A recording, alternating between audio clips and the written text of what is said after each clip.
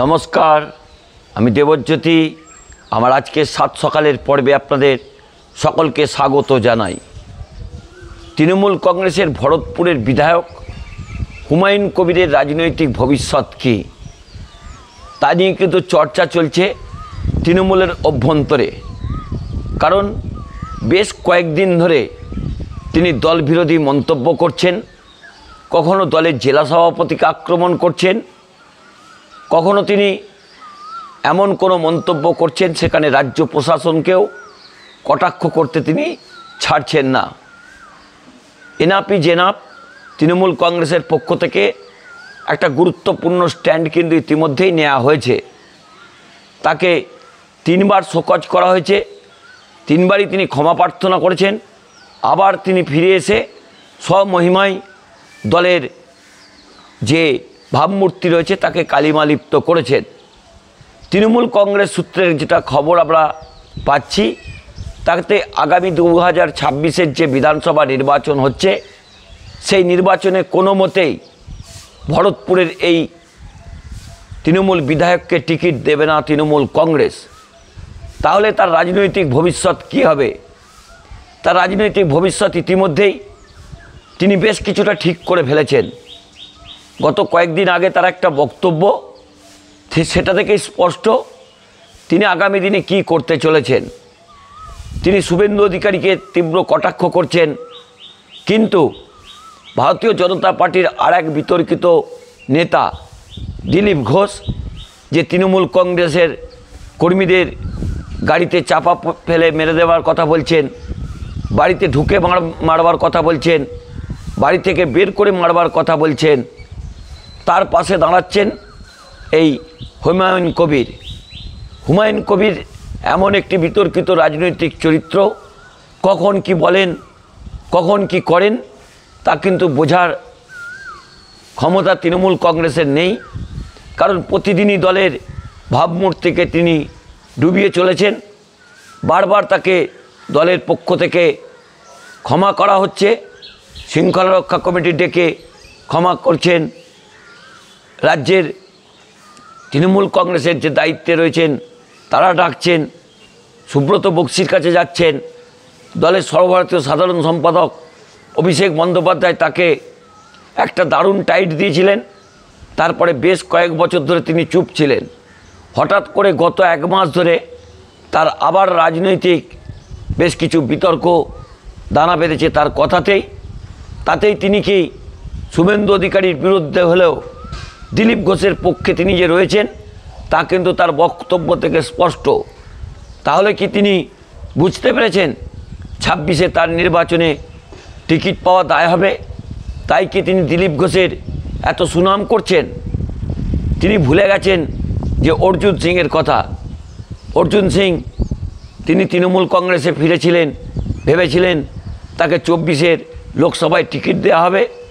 যখন তিনি দেখলেন 24-এ তাকে টিকিট দেওয়া হলো না, আবার তিনি ভারতীয় জনতা পার্টিতে গেলেন। কারণ এই পরিযায়ী নেতা কখনো তৃণমূল, কখনো বিজেপি, কখনো বিজেপি, কখনো তৃণমূল, আবার বিজেপিতে গেছেন। টিকিটটা জুটিয়েছিলেন ব্যারাকপুরে, কিন্তু পার্থ ভৌমিকের কাছে চূড়ান্তভাবে তিনি পরাজিত হয়েছেন।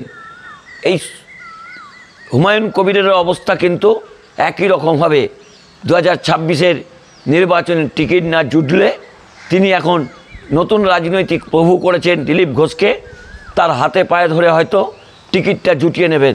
কিন্তু ভরতপুরের তাকে যদি টিকিট দেওয়া হয় তাহলে তার পরাজয় নিশ্চিত। কারণ সংখ্যালঘু মুসলমানরা ইতিমধ্যেই তার স্বরূপ বুঝতে পেরেছেন যে একজন আরএসএস ঘনিষ্ঠ নেতাকে যেভাবে তিনি সাপোর্ট করেছেন। কারণ আপনারা সব কটা বক্তব্য শুনবেন। প্রথমে হুমায়ুন কবিরের বক্তব্যটা শুনুন। দিলীপদার বক্তব্যকে আমি সমর্থন করি। আপনি আমাকে ঢিল ছুড়বেন, আমি আপনাকে রসগোল্লা পুরস্কার দেবো নাকি? আপনার বাড়িতে রসগোল্লার হাঁড়ি পাঠাবো নাকি?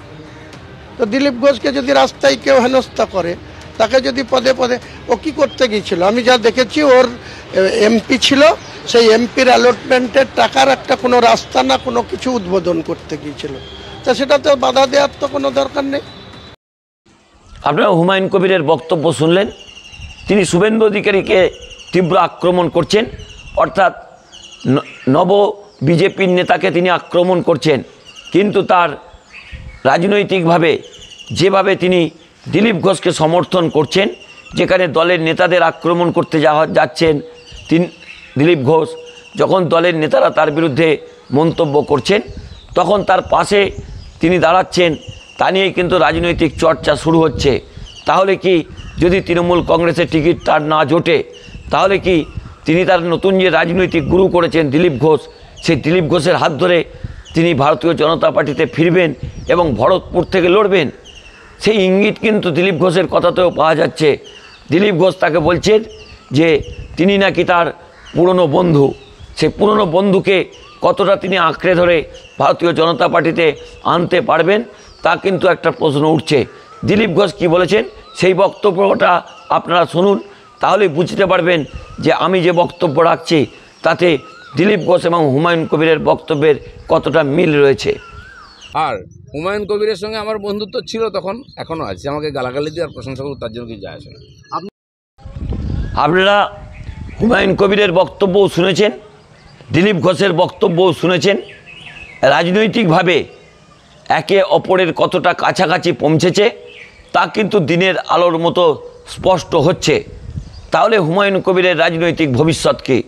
হুমায়ুন কবিরের রাজনৈতিক ভবিষ্যৎ হতে চলেছে একেবারে অর্জুন সিংয়ের মতো, যে অর্জুন সিংকে তৃণমূল কংগ্রেস টিকিট দেননি, তিনি ভারতীয় জনতা পার্টিতে যোগ দিয়েছিলেন। এখন তার রাজনৈতিক অস্তিত্ব বলে কিছু নেই। আগামী দিনেও একেবারে ভরতপুরের তৃণমূল কংগ্রেস বিধায়ক হুমায়ুন কবিরের রাজনৈতিক অবস্থাও কিন্তু একেবারে হতে চলেছে এই অর্জুন সিংয়ের মতো। কারণ যেভাবে বারবার দল বিরোধী মন্তব্য করছেন, যেভাবে দলের শক্তিকে তিনি বিনষ্ট করছেন, যেভাবে দলের নেতাদের আক্রমণ করছেন, যেভাবে একজন সংখ্যালঘু হিন্দু মুসলিম সম্প্রদায়ের নেতা, আরএসএস ঘনিষ্ঠ এবং আরএসএসের নেতা দিলীপ ঘোষের পাশে দাঁড়াচ্ছেন, তাতে সাম্প্রদায়িকভাবেও তিনি যথেষ্ট চাপে পড়তে চলেছেন। অর্থাৎ তার হাতে এই মুহূর্তে কোন রাজনৈতিক দল তিনি করবেন? তৃণমূল কংগ্রেসে তার টিকিট 2026-এ যে জুটবে না তা দিনের আলোর মতো স্পষ্ট। আর যদি তার রাজনৈতিক নতুন প্রভু দিলীপ ঘোষের হাত ধরে তিনি ভারতীয় জনতা পার্টিতে যোগদান করেন, তাহলে তার রাজনৈতিক অবস্থা হবে অর্জুন সিংয়ের মতো। নমস্কার, আমি দেবজ্যোতি। আমার এই পর্বটি ভালো লাগলে চ্যানেলটি দয়া করে সাবস্ক্রাইব করে বেল আইকনটি ক্লিক করে আমার পাশে থাকবেন।